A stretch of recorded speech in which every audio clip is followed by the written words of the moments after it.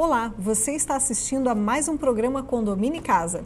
Este programa é realizado pelo Secov Norte, Sindicato da Habitação, e a Loge, Associação de Loteadores de Joinville. E como a gente sempre traz informações importantes da nossa cidade ou do nosso estado, hoje a gente vai falar sobre desmatamento em área de Restinga.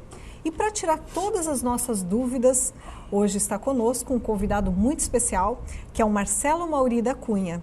O Marcelo, que é engenheiro ambiental, consultor, especialista em direito ambiental, em perícia e auditoria, hoje vai esclarecer tudo para a gente. Tudo bem, Marcelo? Tudo bem, obrigado pelo convite. Seja muito bem-vindo aqui, tá, Marcelo?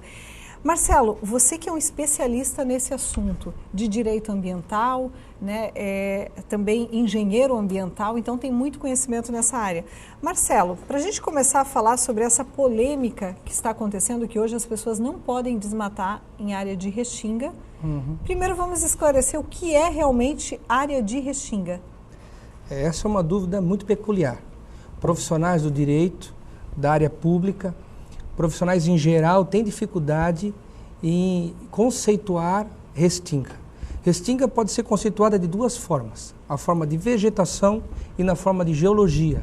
Vegetação se trata daquela vegetação peculiar das praias e do litoral. Aquele verdinho que a gente vê na areia da praia, exatamente. Sempre, aquilo ali tem uma finalidade, né? Sim, a função ambiental dela, a principal função, uma das principais, seria fixar dunas. Por isso que a vegetação, a legislação traz, no seu artigo 4º, que se trata de área de preservação permanente, quando essa vegetação fixa dunas. E a forma de geologia trata-se de um depósito arenoso paralelo à linha da costa, formado por procedimento de sedimentação, que na nossa região, no litoral catarinense, a gente não encontra. Na imagem 2... A gente pode mostrar, né, uma imagem, então, do que eu trouxe a imagem de uma restinga geológica para... Então está ali, essa vegetação essa ali verdinha, que é... Isso é uma restinga geológica segundo o nosso Código Florestal. E essa confusão toda, gerada por essas duas definições, que causou esse imbróglio jurídico e que hoje não, mas por um bom tempo impediu que se fosse feita supressão de vegetação nessas áreas. Então existe uma confusão muito grande em torno da legislação, provavelmente porque as pessoas não entendem dessa parte ambiental. Porque para existir essa proteção, tem que ter uma finalidade ambiental. Exato. Então a finalidade da Restinga é justamente na areia da praia para segurar as dunas. Exatamente. Né? Falando na linguagem assim... Na linguagem popular seria isso. Né? Vocês falam às vezes uma linguagem um pouco mais técnica. Um pouco mais técnica, porque elas estão presentes no nosso dia a dia, né?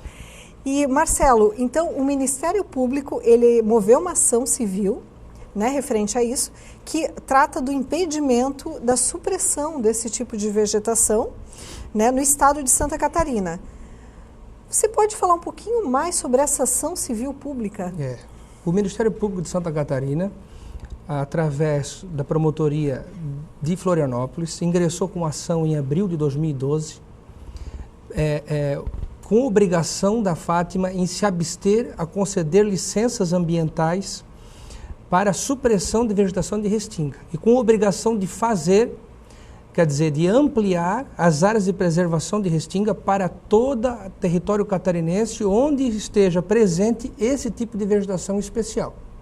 Então, quer dizer, as fundações de meio ambiente, elas não podem emitir licenciamento aonde existe uma terra arenosa, é isso? É esse o entendimento a princípio que está Esse é o objetivo do Ministério Público. Esse quando ingressou com essa ação, era ampliar para além das dunas, para toda a área, para todo o município, toda a região que predomina o terreno arenoso e que tem o clima litorâneo e que, consequentemente, vai ter essa vegetação em específico. Marcelo, explicando, né, melhor para as pessoas que estão nos assistindo, isso é gravíssimo, porque qualquer lugar que se tenha um terreno arenoso, então, não pode desmatar. Você que está nos assistindo, veja que realmente é um fato muito importante e que afeta, inclusive, o crescimento de toda a região, de toda Santa Catarina, na verdade. Todo o né, litoral Marcelo? catarinense. Todo o litoral de Santa Catarina. Todo o litoral catarinense estaria inviabilizado, aonde predomina, geologicamente, se diz, os terrenos originários da idade quaternária, que são os terrenos arenosos que a gente vê da praia. Por exemplo, Araquari tem em torno de 70% do seu município terreno arenoso da planície quaternária, com presença de vegetação de restinga. 75%, Araquari, 75%. Então, aquela pessoa que quer ter aquela casinha na praia tal, já não pode, né, comprou um terreno que precisa desmatar, já não pode construir. O objetivo do Ministério Público é impedir que essas novas construções, loteamentos, condomínios, que novos empreendimentos saiam nesses locais. O Ministério Público teve sucesso nessa ação por um período de um ano e meio, quando o Sinduscom, através do Dr. Marcelo Dantas, de Florianópolis, um grande advogado especialista, conseguiu reverter essa situação no Tribunal Especial em Santa Catarina. Hoje a ação encontra-se no Tribunal Superior de Justiça, em Brasília, com o ministro Herman Benjamin. Ele tem, por princípio, geralmente, a decidir, a julgar a favor do meio ambiente. Então nós estamos realmente entre a cruz e a espada. A qualquer momento o ministro Herman Benjamin pode dar sua decisão e essa decisão pode vir a inviabilizar toda essa situação. É complicado realmente, Marcelo. E do ponto de vista técnico, né, o Ministério Público, para essa referida ação, do ponto de vista técnico seu, como é que você vê isso, toda essa situação desse desmatamento? O Ministério Público ele se baseia principalmente nos custos de recuperação e na dificuldade de recuperar essas áreas. A pressão imobiliária está muito grande nessas áreas. A valorização econômica do litoral catarinense, o litoral brasileiro como um todo está muito grande. A pressão econômica para loteamentos, para novos desmembramentos, novos prédios, edifícios, está muito grande. Esses terrenos estão valorizando muito. E o Ministério Público, com medo de que essas áreas sejam todas ocupadas, temendo isso, no meu entendimento de forma equivocada, porque temos que obedecer o que está na lei, a lei não diz isso, a lei diz que temos que proteger as restingas quando ela fixa dunas, quer dizer, quando ela tem uma função ambiental, e não quando ela apenas está sobre o terreno. Eles pretendem ampliar essas áreas de preservação permanente, expandindo elas para toda a região onde esteja presente a vegetação de restinga. E o Estado de Santa Catarina e a Fátima, eles têm se manifestado em relação a essa ação do Ministério Público? Tem. Tem? A Fátima, o Estado de Santa Catarina e o Sinduscom, através de brilhantes juristas, através de técnicos, têm feito peças muito interessantes, muito bem elaboradas, buscando reverter essa situação. O resultado disso foi que, após um ano e meio dessas áreas sendo impedidas de ser licenciadas, retornou agora, em janeiro de 2015, o Sinduscom, através do Dr. Marcelo, conseguiu reverter essa situação e hoje ela pode ser suprimida. Hoje ela pode? Hoje sim. E, Marcelo, você que é um especialista em direito ambiental e engenheiro, inclusive, né, dessa área, qual que é o seu entendimento, a sua opinião sobre toda essa polêmica de restinga? Eu entendo que devemos aplicar integralmente, na literalidade, o que diz a lei. A lei traz em seu artigo 4º as restingas, vírgula, como fixadora de dunas ou estabilizadora de mangues. Então, nesse quesito, quando for caracterizado que a área possui dunas e que essa vegetação está presente fazendo o papel de fixadora de dunas, não há dúvida que ela deve ser preservada. Né? A lei não traz nada além disso. No seu artigo 6º e no seu artigo 8º, ela menciona a restinga novamente. Só que nesse caso, ela se refere à restinga geológica, aquela que nós mostramos no início do programa, que se trata de uma formação, um depósito arenoso, paralelo à linha da costa, de formato geralmente alongado. Então, que seria uma segunda praia, vamos dizer assim. Temos o litoral, temos uma faixa de água e depois temos mais uma faixa de areia. Aquela segunda faixa de areia, para que o telespectador entenda, foi a imagem 2 que nós mostramos. A gente pode colocar até novamente aqui a imagem. A 2, por favor. 2. Essa imagem. Isso seria uma restinga geológica. Então, a lei 12.651, que é o novo Código Florestal, que ficou 10 anos em discussão e foi aprovada em 2012, ela trata que a vegetação que está sobre aquela área é área de preservação permanente. Ela não pode ser mexida, a não ser que for de interesse público. Em outro sentido, aplica-se o artigo 4º, quando fixar dunas. E veja bem, né, Marcelo, nós somos totalmente favoráveis à proteção ambiental, com certeza, né? A gente precisa preservar o nosso meio ambiente, mas tem que existir uma finalidade, né, para isso, porque senão todo mundo também precisa morar, né? As pessoas, cada vez mais a população cresce, então é necessário também se ter esse equilíbrio, né, sustentável, que a nossa cidade cresça, que o estado de Santa Catarina também cresça cada vez mais, mas realmente de forma sustentável. E essa realmente é uma questão polêmica que está se indo ao extremo, pelo que a gente está verificando, né?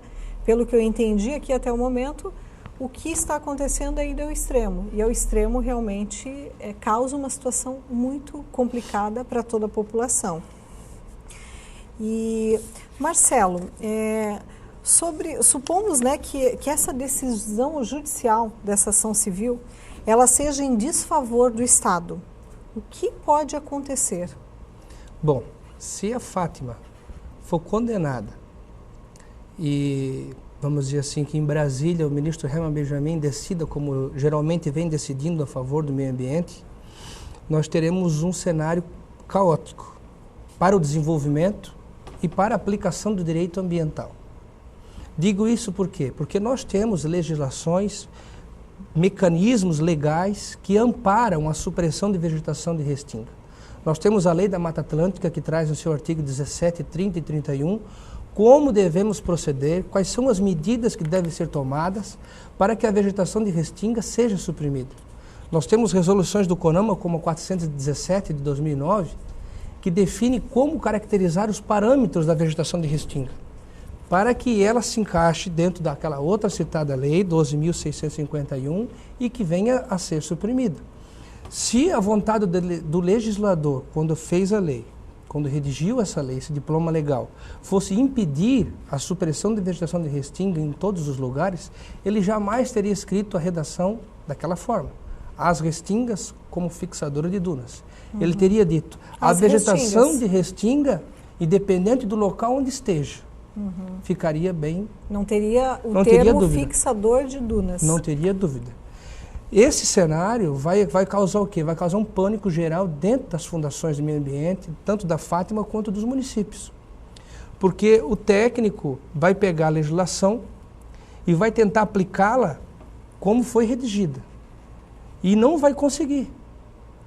Porque ele vai pensar assim, pô, se está escrito ali, as restingas, vírgula, como fixadora de dunas, e ele expandiu essa restinga para todo o litoral, para todo o território catarinense, independente de onde ela esteja, ele pode ampliar também as margens dos rios, as APPs que ficam às margens dos rios. Então ele vai assim, será que eu aplico 30 metros, como está escrito na legislação, ou será que eu amplio para 60, porque o Ministério Público pode entender que aqui também tem que ser ampliado. Então, temos que aplicar o que está na lei para ter uma segurança jurídica, para que os técnicos possam licenciar as atividades, para que os consultores possam elaborar os projetos com maior segurança e que as coisas fluam. Um exemplo disso é Araquari, como já havia lhe falado. Segundo o Atlas do Instituto SOS Mata Atlântica, em 2002, ele levantou que 82% da vegetação de Araquari trata-se de mangue ou restinga. Nossa, é muita coisa. Marcelo, nós temos que chamar os nossos comerciais. Claro. E daqui a pouquinho, você que está nos assistindo, a gente vai falar um pouquinho mais, esclarecer ainda mais sobre essa polêmica que é o desmatamento em área de restinga. O programa Condomínio e Casa já volta. Estamos retornando com o programa Condomínio e Casa. E o nosso entrevistado de hoje, o Marcelo Mauri da Cunha, que é especialista em direito ambiental, engenheiro ambiental também. Marcelo, a gente conversou bastante sobre área de restinga. Realmente esse assunto é um assunto muito importante. Nós precisamos que os órgãos competentes compreendam essa lei da forma correta, né? Porque existe um duplo entendimento, como a gente falou anteriormente, e seria muito complicado se essa ação civil pública realmente fosse desfavorável, né? Nesse sentido, nós teríamos um problema. Você falou que quantos por cento de Araquari é área de restinga? Eu vou fazer uma correção, são 92%. Eu falei 92%? São 92%. 92% Nossa, da cobertura florestal remanescente em Araquari, quer dizer, da vegetação que ainda existe dentro da cidade de Araquari, dentro do município, 92% são ou mangue ou restinga. Restariam 8% passíveis de supressão. E, Marcelo, um caso até também parecido, né, com essa questão de restinga, que existe um duplo também entendimento, é a questão do afastamento de 30 metros à beira de rios e dentro do perímetro urbano também. Na verdade, se a gente for olhar aqui a cidade de Joinville, a própria fundação, a Secretaria agora, né, do Meio Ambiente, tem incentivado as pessoas a entrarem com uma ação civil para realmente discutir isso. E o pessoal sempre tem ganho 15 metros ao invés de 30, né? Que a legislação do país diz que é 30 metros. Para cursos de água até 10 metros de largura, o afastamento a ser respeitado é 30 metros. Mas o município, ele pode legislar, certo? Em cima disso, pela característica do município. Juridicamente, há entendimentos para ambos os lados. A legislação não deixou claro se o município é responsável ou não por fazer isso. Ela tem no seu parágrafo único um parágrafo que dá duplo entendimento. Então, há vamos dizer assim, que essa motivação por parte de vários municípios em busca da redução dentro do perímetro urbano, porque são muitos os cursos d'água que estão sem a função ambiental, parcialmente canalizados, tubulados, retificados, as margens de rodovias, de ruas, abaixo de edifícios. Então não faria sentido algum, não teria função ambiental deixar a área de preservação permanente nesses casos.